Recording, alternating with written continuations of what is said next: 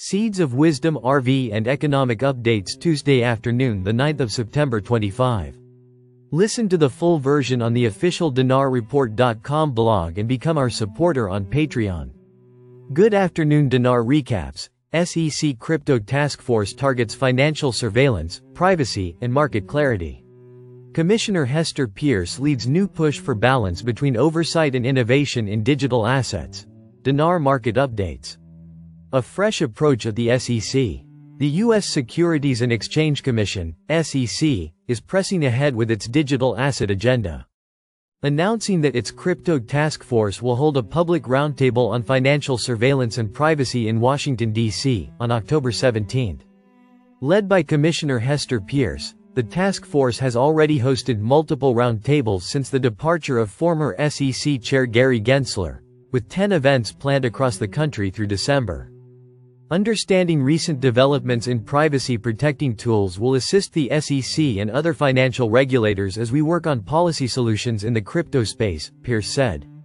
Policy shifts in motion. The SEC recently proposed new rules, including exemptions and safe harbors for certain crypto asset sales, adjustments to broker-dealer financial responsibility rules that could reduce compliance burdens for U.S. operating crypto companies.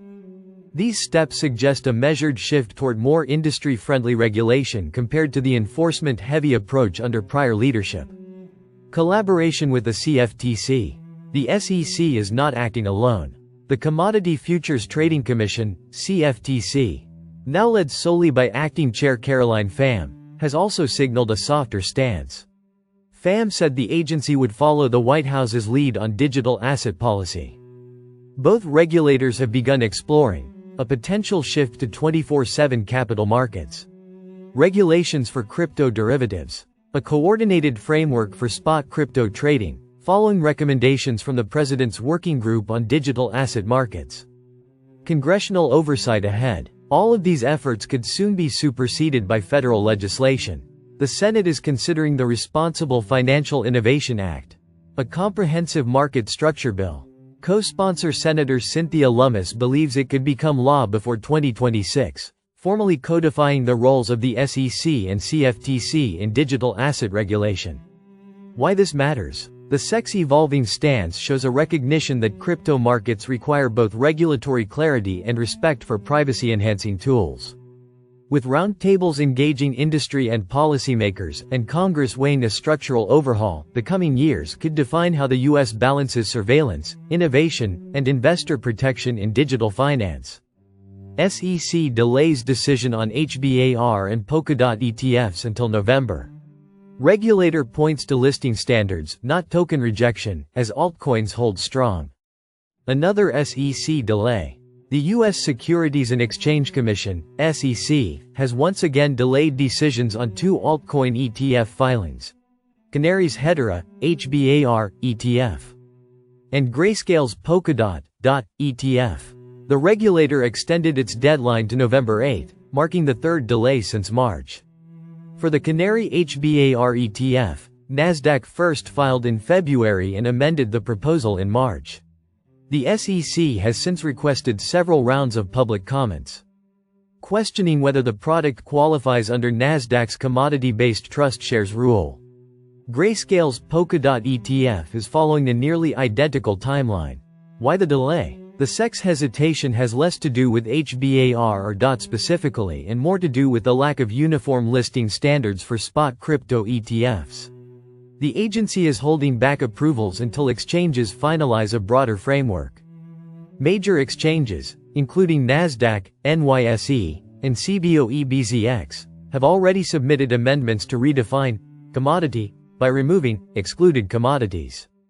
This change would smooth the way for altcoin ETFs, making them easier to classify and list. In short, the SEC appears to be waiting for standardization before approving any products beyond Bitcoin and Ethereum. Market reactions stay positive. Despite the delay, both tokens showed resilience. HBAR rose about 1% this week, trading near 22 cents. Polkadot, surged almost 4% to $4.03, with trading volume spiking more than 225% in 24 hours. Analysts suggest this optimism reflects a belief that approval is inevitable once listing standards are finalized. Bloomberg continues to assign a 90% probability of eventual approval for both ETFs. The bigger picture. The SEC's cautious approach signals it is building a standardized ETF framework rather than rejecting altcoin products outright. While the November deadline is the next milestone, market participants are already pricing in a favorable outcome. If approved, HBAR and Polkadot ETFs could mark the beginning of a new wave of altcoin ETFs, further expanding crypto's integration into U.S. capital markets. Analysts say Bitcoin has yet to prove its digital gold role. Despite gold's surge, Bitcoin still trades like a risk asset tied to tech stocks. Geopolitics and market anxiety. Global markets were rocked this week by a combination of weak U.S. employment figures, intensifying trade disputes, ongoing wars, and political turmoil in France.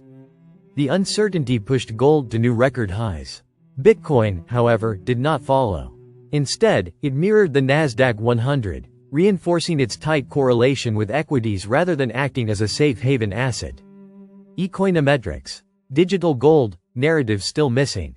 Research group Econometrics found that Bitcoin's correlation with gold and U.S. Treasuries remains close to zero. Meanwhile, its connection to risk assets remains strong, with Ethereum even more equity-like in its trading behavior. Analysts emphasized that Bitcoin has yet to make the anticipated transition into a true, digital gold hedge. Fed meeting as the turning point. Investor attention now shifts to the upcoming Federal Reserve meeting, which may set the tone for both crypto and equities.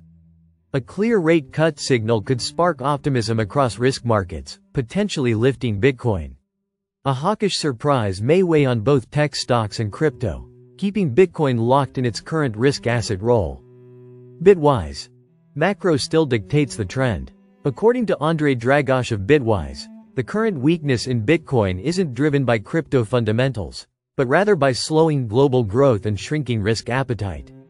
Still, Dragosh maintains a cautiously optimistic outlook. Liquidity growth and Fed easing could fuel a stronger environment later this year. In the short term, the Fed meeting represents a double event, either a launchpad for recovery or a trigger for further downside. Why this matters? Bitcoin's ability, or failure, to prove itself as digital gold will remain a central narrative for investors.